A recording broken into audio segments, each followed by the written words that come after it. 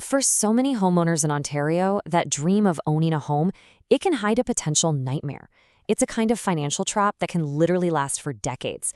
So today, we're going to break down what this debt life sentence really means, and more importantly, how you might actually be able to escape it. Don't hand the keys to the bank. Now that sounds pretty straightforward, right? A lot of us assume that if you just can't pay your mortgage anymore, you give back the house and that's the end of it. But in Ontario, let me tell you, that assumption can be a truly catastrophic mistake. And here's the thing, this isn't some new issue that's just popped up because of a crazy market. Nope. This is a fundamental risk that's been baked into Ontario's legal system for a very, very long time. Yet so many homeowners still have no idea it exists.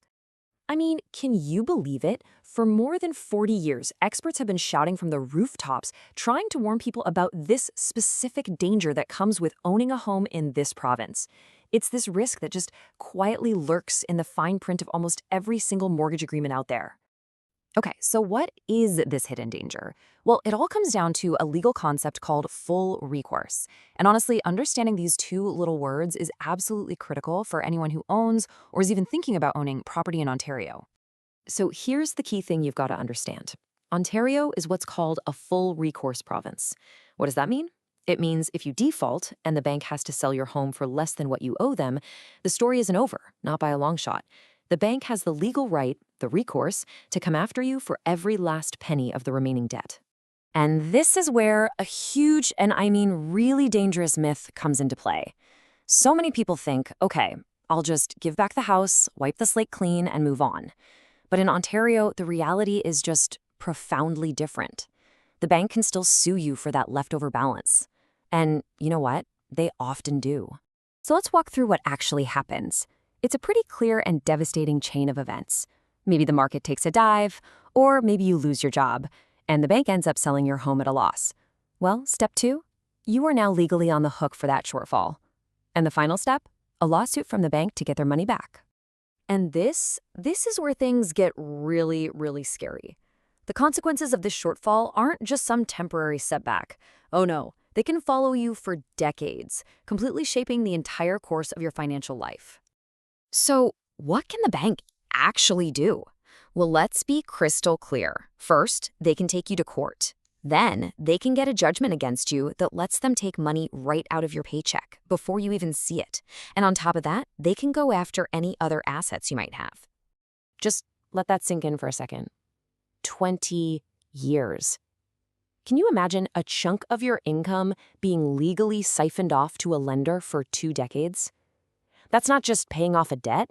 That's a shadow hanging over your entire career, your ability to save, your whole future. I mean, there's really no other way to put it. It is a financial life sentence.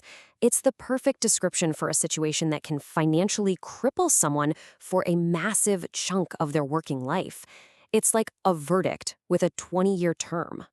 So, with all that on the table, the most important question comes up, right? Is this whole thing just inevitable? Are you simply at the mercy of the lender once things start to go south? And the answer, and thank goodness for this, is no. It is not inevitable. There is another way. There's a path to navigate this kind of crisis without having to sacrifice the next 20 years of your life. This other way, it's all about getting ahead of the problem. It's about turning a potential disaster into what experts are calling a graceful exit. And look, this isn't just some nice idea. We're talking about 5 decades of real-world experience here. The key word in all of this is negotiate. You don't have to just sit back and accept whatever happens. You can actively, proactively shape the outcome. Okay, so what's the actual goal here? What are we trying to achieve? The goal is to get to the table with the lender before everything blows up and ends up in a courtroom. It's about finding some kind of resolution that stops a lawsuit in its tracks and lets you move forward without that 20-year sentence hanging over your head. I mean, when you lay it out like this, side by side, the choice is pretty stark, isn't it? On one path, you've got potential financial ruin. On the other, you've got a chance to rebuild. The huge difference between these two futures, it all comes down to one single action: negotiation. And that's really what it all boils down to, right? Knowing that the bank has this incredible power, this full recourse, but also knowing that a better outcome is possible. The question isn't just about your mortgage anymore. It's about your next 20 years. So, are you prepared to fight for them?